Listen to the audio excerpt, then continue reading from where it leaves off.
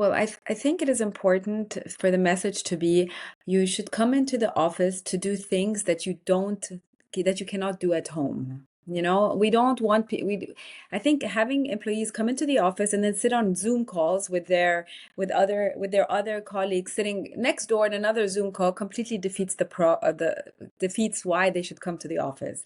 It has to be for reasons that they cannot replicate at home. So things like, again, we're working on a project together, maybe there's a mentoring, maybe there's some kind of brainstorming. So you have to, I think, create intentional connections, and that's part of it.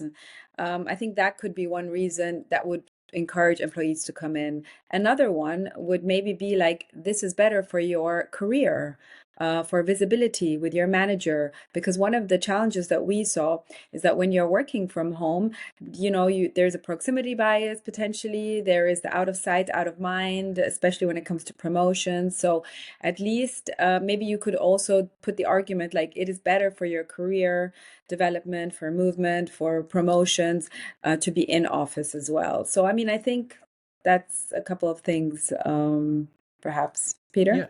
Yeah, and one more. I think we don't want to tell people that they're wrong on this, but social isolation is a real issue, right? And the fact that your working day used to be one where you were with other people, and now you're just moving from one room in your house to another, increases social isolation. Now, I mean, people will say, well, I'm fine with that, but we know that you can see it in the statistics on stress and on social isolation. It's going up and up and up, right? Continuing to rise.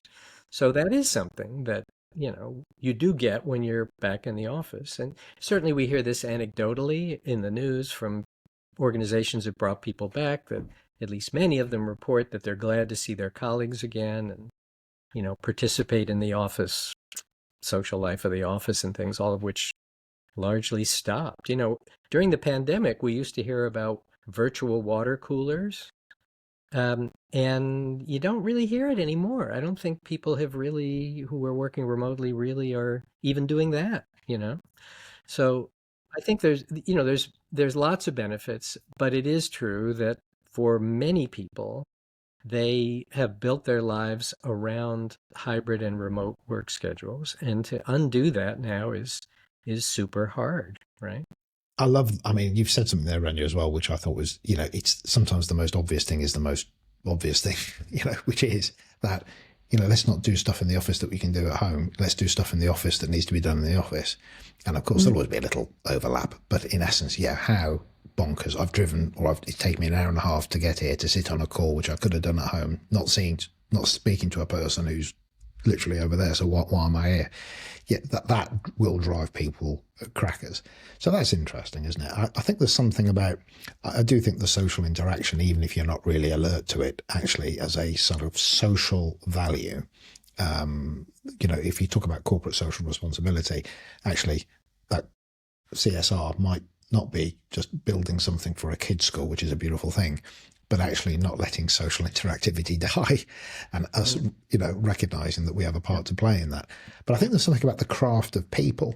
And I just think like anything, like any hobby or any skill, if you don't practice it, it gets, it goes down. And actually, if you're not in rooms with people, you just lose that connection, that connectivity, that reading the room, that sense of alertness. So I do delivery. And if I don't do delivery for, even after 10 days, if I just if I'm pitching and proposing and developing, and then I haven't delivered for nearly 2 weeks, it just takes me a little bit to get back into it.